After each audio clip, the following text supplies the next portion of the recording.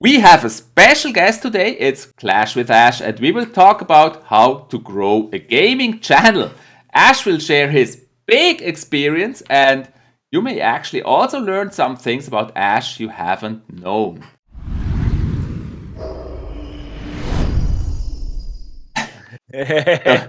What's up, Avalon? Ash, I'm very proud to have you in this interview. No, thanks for having me, man. I appreciate You it. have an awesome Clash of Clans and Clash Royale YouTube channel. The YouTube channel with more than 300,000 subscribers. You interview top-ranked Clash Royale players. You host a live primetime show each Wednesday with cash giveaways, and you're also a live commentator at Clash Royale big events. Wow. Yeah, I try to keep busy, man.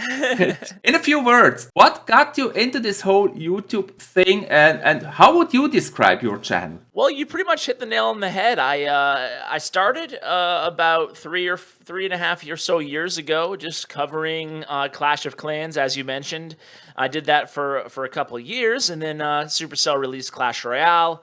Next thing you know, I'm doing mostly Clash Royale content at the time. I developed relationships inside the games and the community, mobile games community, more specifically. And then, and now here I am, 3 years later.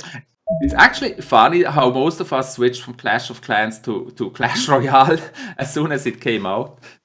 Yeah, So I mean, I still play and love Clash of Clans, but I think that most of my viewers are interested in Clash Royale right now, even though I still do some episodes here and there on Clash of Clans. what advice would you give somebody to grow their gaming channel when they're maybe just starting out or are still small? Are there some general advice you would give them on how to approach this? Yeah, so when you're trying to grow your YouTube channel as a gaming channel specifically, it really matters what strategies you want to use. Really matter how according to how big your channel is. So there's no one size fits all format to how to grow your channel. If you are, say, 1 to 100 subscribers, you're going to want to follow different methods of growth strategy than you are if you're 1,000 to 10,000 subscribers. So it really matters exactly, in my opinion, exactly where you are on the trajectory of growth for your own personal channel. So as far as like one size fits all advice, if you're starting out your YouTube channel, the best thing you can do is be involved in communities outside of YouTube, because just relying on SEO, on search engine optimization for your channel to appear in other videos isn't going to be enough, especially with how YouTube values certain content based on its algorithms right now. It really strongly values content that's already getting views. So if you're entering into the YouTube arena, so to speak, it's definitely a challenge to get those views, to get noticed, to get new subscribers, to get new eyeballs on your video. So that should be your number one goal, is just to build a community, a small, modest community around your YouTube channel. Now, there's a number of different ways you can do that. Just to name a few, you can live stream. That's something that you do a lot, Avalon. Yes, I do. Yeah, and you can build regulars, and you can build like friendships in a base. I love checking out your streams, for example, and then I Thank you. see everybody. I don't want to name one, or that I'll forget to name them all, but like, you have that great community that you have around your channel, and that's a good place to build from. You always want to start and concentrate on your core. So every returning subscriber who says they like your content and enjoys it, make sure you engage with them and keep them, and then try to build on top of that. So engage in other areas, other platforms, such as the forums, Supercell Games, utilizing forums, utilizing Reddit, writing guides for the content that you come out with, and putting that on forums that relate to the game that you're covering. Stuff like that. Those are little tricks to get new eyeballs onto your channel, because that's the only way that you're going to start building a following. I see that communities are very important, and I think I agree with live streaming. It's really a great thing. It's actually the way I built all of my followers, basically, with live streaming, not with the YouTube. And I think that's a very good advice. Yeah, how many subscribers do you gain in a typical live, like a 2-hour or 3-hour live stream? It's different. It Yeah. changed also a lot. It depends a lot on how big you already are. Like I used to get to 10 to 50 subscribers a stream. Recently, it has been way bigger. Like 200 in one stream is maybe the average. Up to 200 subscribers in one That's a stream, lot. Yeah. and sometimes it's even more. Like I had one stream getting more than 800 in one stream. Wow. And So that's huge because that's almost 10% of your channel size, which is exactly. incredible. Yeah. Exactly. So yeah, I think that's very good advice for somebody getting into this. Go into live stream because that really helps you build your channel. You also said use a different method depending on the size of your channels. Basically, so when you're just starting out and you only have like 50 subscribers or something like that, like having a live stream isn't going to help you because no one's going to know about it. You'll be there with nobody one person. watches. Yeah, you'll be there with one person. So you need to find, not everybody has access to money, but you need to find contests or ways to engage the public that people will be interested in. So if you have $100 that you saved up to invest in your channel, make $100 contest, and then that will try, around the game that you have. And that's a good way to invest into your channel. If you want to invest in your channel when you have, 1 million subscribers, then maybe you want to spend money on like Facebook ads or something like that, where the cost is greater, but you can also reach up to 100,000 people with a couple $100. So it really depends on, your capital available, also on your size. But a good rule of thumb is just creating consistent, high-quality content, and then you're going to get noticed. If you think your content is really high quality, for whatever game you play, you should reach out to the developers of the game and say, because they might not have heard of you, and say, hey, I'm covering your game. I love your game, and here's my channel. You should try to make inroads and connections with as many people as you possibly can, whether it be other influencers or whether it be the actual developer of the game that you're working on. You touched two very interesting topics there. One of them is giveaways. How important are giveaways? And the other is how important is content? It's basically those two topics. First, maybe the giveaways. You see that a lot in the community. There's many giveaways, especially in Clash Royale, in kind of tournaments and stuff. How important is that to grow the channel? I don't think it's that important, to be honest with you, because giveaways are good and they build they build good faith in your name, and it's nice to give back, but I look at them more as a philanthropic endeavor versus a channel growth mechanism. I don't think that giveaways, even if you're even creating a giveaway saying, hey, subscribe to my channel to be eligible for this giveaway.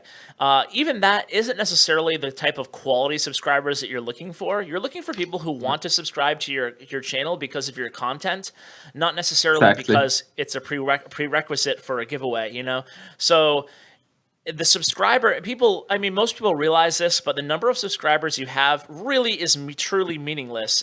The only stock I would put in the subscriber amount is just giving you more credentials or clout inside whatever community that you want to have influence in.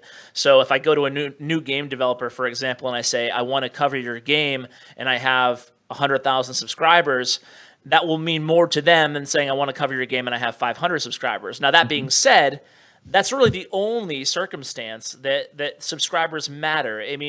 Subscribers don't matter. What really matters is your active subscribers. So those people are the people who are going to watch most of your videos, engage in most of your videos, and watch most of your videos for a longer period of time. And those are all the things that truly matter when it comes down to not only making money off YouTube, but more importantly, in my opinion, actually growing on YouTube. Those things will spur on growth because of how YouTube rewards people with their algorithms based on watch time and engagement rate and those type of things. So, that's kind of a long answer to a simple question, but there's a lot of factors that go into it, but I would highly prioritize content and social media strategy and stuff like that to get your name out versus giveaways. I don't think that giveaways are the smartest way to grow your YouTube channel. I think that's a very good advice. That's like the sub for sub thing that a lot of people try, and it just doesn't work because all you get is subscribers, but it's basically dead subscribers. They don't really engage with your content, and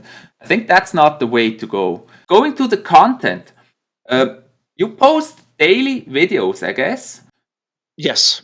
And that's a lot of work. First of all, how can you keep that schedule of daily videos, and how important is it, you think? And how can you make sure you deliver value with every one of those videos? Yeah, it's incredibly important to me to create as much content as possible, as long as I maintain the quality that my subscribers are hoping for, you know? And I'm always trying to make small, for me, it's all about small steps. Instead of making incredibly large goals, or I don't even really set goals, but like instead of saying, okay, I'm going to buy a new editing program and I'm going to add this, this, and this, and this, and it's going to be amazing. I think the best way to handle content is to do something that you're comfortable with, use programs and editing, whatever you can, the best you can muster given your time and your ability and your money. Just try to learn a new thing every week, or try to improve on one little thing every week. And eventually it will snowball into something way greater than what you started with. In terms of how I find the time to do this, it's difficult, very, very difficult. This is my passion and this is my hobby, and this has also become a bit of a job too. So, you know, I spend a lot of time, and you have to make sacrifices. So I don't go out nearly as much as I did pre-YouTube. I don't, I travel a lot, but it's mostly for YouTube related things. So, you know, it's just, it's one of those things. And if you're passionate about something, you don't mind sacrificing. And that's one of the things that you eventually have to do if you want to become a daily YouTuber. Either that, or you have to find a really good staff to hire to do for you. But it requires a lot of time to make good content. When you started on YouTube, you probably didn't publish a video every day. Did you notice a difference, a change in growth, because you started doing daily videos later on when you started doing that? Believe it or not, Avalon, I've posted almost every day of my YouTube career. From the start, really? From the start, yeah. I mean, from the very, very start, I might miss a day here and there, but it was at least 6 days a week. So I never, as soon as I started, I just kept going, you know? I put way more time into my videos now. So when I started, it wasn't that big of a time commitment. It would probably take me an hour to put out a video in the very beginning. It was very a very watered down version of what I do now. You know, now where it takes me about 6 hours or so to put out a video, or even longer. So it really differs. I started really simple, so the time commitment wasn't that big, but I could still have the quantity. And basically, I tried to just drive my channel based on my tips and my advice and my personality versus my editing and my content, you know, what you're actually seeing. So there's always a balance there, but. And then also you improve over time. That's also an experience I made. Like when I watch my very first videos now, they're so bad, but you got to start somewhere. And they improved over time. I learned a lot from others. That's also what you said. The community is very important. You watch other people's videos and you see something there and you see something on another video and you improve constantly. Your videos getting better. I hope mine are getting better too. They are, Avalon. You're a natural, man. Thank you. You said it's important to engage the viewers. Do you have strategies when you post a video? How do you approach that to get the viewers engaged into that video? How do you get them started on your videos? Yeah, so engagement's another thing that doesn't really matter that much in terms of overall algorithms. Likes and dislikes should never really concern you. I think it's kind of now. This is a personal decision that a lot of people would disagree with, but I don't even bother asking for people to like my videos. It's just not something that I think it's like everybody does it, and it just becomes white noise after a while. So like, oh, just like the video or like and subscribe. So I don't even do that anymore. And furthermore, it doesn't matter. It doesn't make any difference, you know. So. YouTube is not concerned with what your like to dislike ratio is, so neither should you be, unless it's because you're doing something wrong. You need to read the feedback that goes along with those dislikes and try to make adjustments. That's very important. But as far as like, okay, this video got 4 dislikes and this one got 10, it's probably not that big of a deal. So I don't worry too much with my like and dislike unless it's indicative of something that's a greater concern that I need to be aware of. However, comments, to me, they're important because I like to have a good community that's revolved around my channel. If you look at most YouTube comments nowadays, comment sections, it's just full of either spam, trolls, or negativity. So that is the one I don't want my channel to be like that. So that's the number one reason that I like positive engagement. So in order to spur positive engagement in my channel, I try to do a few things. Number one is I just started something brand new where in the first hour after my videos, I ask people to share, my subscribers to share their best achievement of the day in the game that I'm covering. So if it's Clash Royale, which I'm covering now, people will share, oh, I hit a new trophy record. Oh, I got this out of a chest. Oh, I got this reward or whatnot. And what that does is it's a two-pronged thing. Number one is it makes people feel engaged and a part of the channel.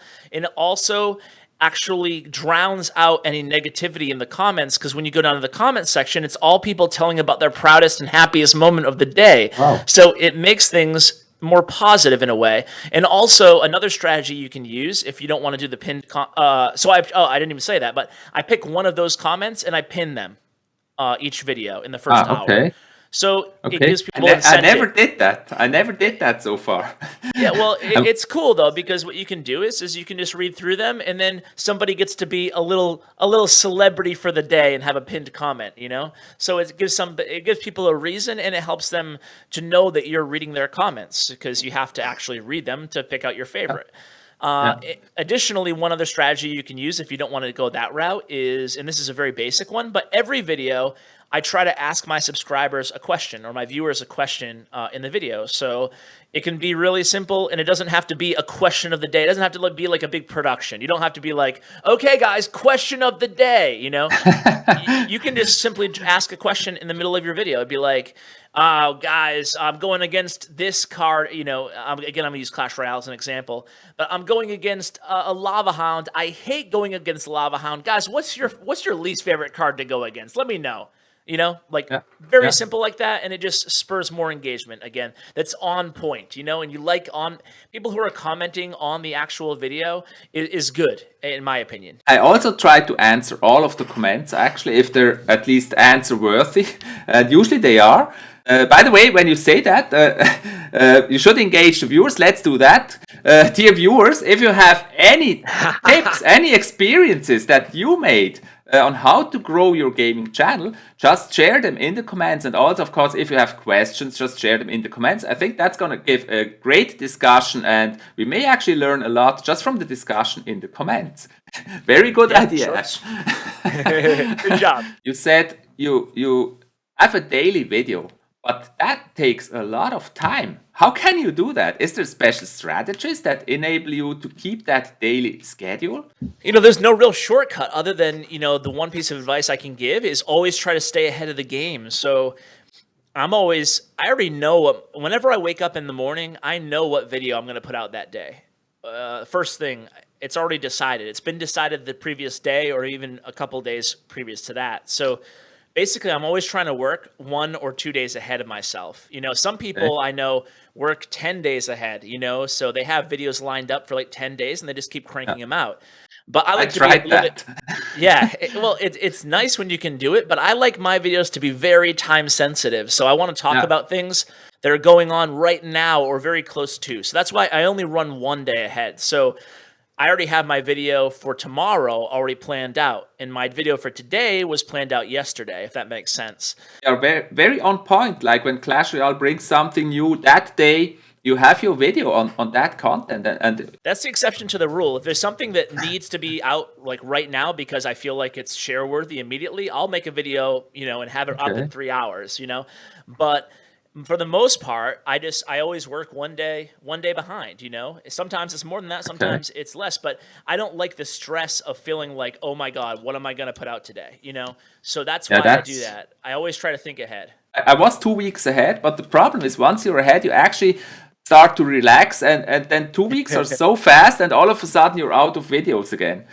True, So, it's true. And like I noticed that when I pre-record a bunch, for whatever reason, I don't like I start second guessing what I recorded earlier in the week. I'm like, yeah, I don't really like that video anymore, you know? And yeah. I've stopped. I haven't released a few videos because of that reason. Because I've been so ahead that like 6 days later, I'm like, I don't know if I really like that video. And then you have that stock of old videos where you think, yeah, they're not really Yes, worthy publishing anymore. And yeah, that exactly. happens too. So I'm usually doing the 3 videos of the week. I try to do those 1 week ahead. That's how I try to do it. When you mix in a live stream in there, it kind of helps out too because that Yeah. takes the pressure off that day. That, Yeah, and if you're struggling to come up with a daily content, you can just do a longer video and break it up into two parts and make one day part one and the next day part two. You know, that way you're kind of killing two birds with one stone there. yeah. And you don't have to do daily content in order to have a successful YouTube channel. I don't want to give that impression. Certainly, as long as I would say in the gaming world, it's pretty competitive and it's pretty. There's a lot of content creators, so it's not like it's a small space. So I would say that you need to, you know, at least twice a week, you need to be putting out a video in order to be sustainable. You know, unless you're going absolutely crazy with how much time you're putting into that one video if it's only one video a week, you know. But generally speaking, I would say 2 to 3 is what you're going to be aiming for on the minimum side of videos per week. Let's do a lightning round with 3 questions. All right, I'm ready. Who inspired you the most as a YouTuber? So Yeah, what so you do? like my answer is going to be kind of weird, but it's actually a podcaster that inspired me for YouTube. His name is Dan Carlin, and he has a political podcast as well as a history podcast called Hardcore History and Common Sense. And I'm just a huge fan of his orator skills, I guess, the way he talks and Okay, engages with his community. And it's just somebody who I've always looked up to a lot. I think he's a okay. rational, level-headed guy, and you know, that's you know, it's definitely not a YouTuber, but it's a content creator who I've always tried to emulate whenever I possibly can. Question number 2. What do you enjoy most? YouTube videos, live streams, or live events? Huh. It's weird. It's definitely not live streams. I'm not a big. I don't really love streaming, to be honest with you. It exhausts me. It wears me out because I always feel like I need to Okay, be talking constantly. So I'm always like, hey, ah, you know, and it just exhausts me. that's But how it is. live streams are live events, I should say, are always amazing to do, and you always feel the most satisfied and rewarded once they're over. But they're also the most stressful of the three by far going into it, you know, because there's a lot to keep, you know, there's a lot of balls in play, if you will. So it's All the difficult. tech stuff and Yeah, and it's just like, and you know, there's millions of people watching, or the potential, like way bigger audience that I would normally have. And you know, it's just a little bit intimidating at the same time. But once you get going, you're always fine. So, like, I would say the most rewarding experience is a live event that I'm yeah. casting or helping to host after it's over. But otherwise, YouTube's kind of like a comfort thing. You know, I do it from my own home. It's nice and easy, and you know, I never get stressed out about it. So YouTube is extremely satisfying, but no, you don't get that rush that you do at a live event. And you're doing great at live events. I always enjoy watching them. Thank you. I appreciate it. What is your favorite hobby or skill that people may not know besides YouTubing, Clash Royale? My favorite hobby that people might not know about. Interesting question. I don't know. I mean, I'm big into fitness, so like Okay. that's what I spend a lot of time doing. In the past, I've had like a million different. I'm one of those people who just goes totally in on different interests and hobbies. But like, this is kind of a lame answer, but I'm really into philosophy Okay. and just you know, I guess everything from I don't know. It's hard to put my finger on exactly what I'm trying to articulate here. But basically, I'm really a deep individual, so I really get into deep intellectual questions, and Okay. yeah. So I guess it's not something I'm necessarily good at. I'm good at like basketball. I'm a good basketball Really? player, but yeah. So that's those are Okay. just things I enjoy doing. Great answer there. What are your big goals for 2017? Things that you can already talk about. What are your plans? What are your future plans? Big things that you're planning this year? I don't really have any goals. I don't set goals. I never have in YouTube. Really? Yeah, I mean, my only goal is to just continue growing. It's as Okay. simple as that. But I don't have any. I've never been a big goal person, I guess. So just not my style. But as far as big decisions this is a big year for me personally because this is the year that I kind of have to decide if I want to do full-time YouTube or just maintain my full-time job and just continue to struggle to do both work full-time and YouTube full-time. So it's scary leaving a secure job for such an Yeah, it insecure is.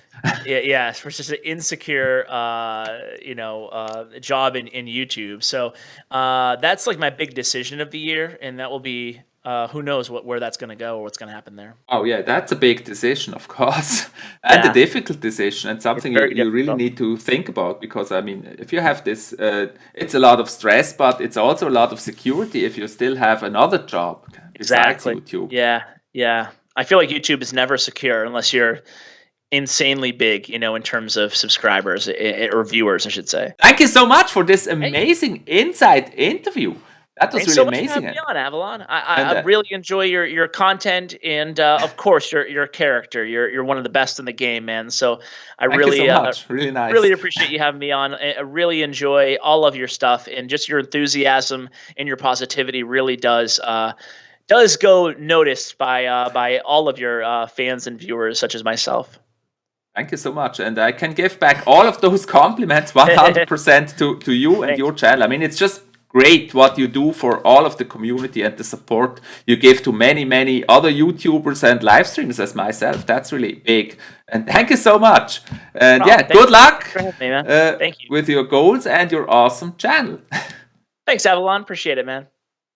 Wow, that was amazing. I also learned a lot. Make sure to subscribe to Clash with Ash. The link is in the video description. And for more videos on how to grow your gaming channel, make sure to subscribe to my channel. There will be more. Thanks.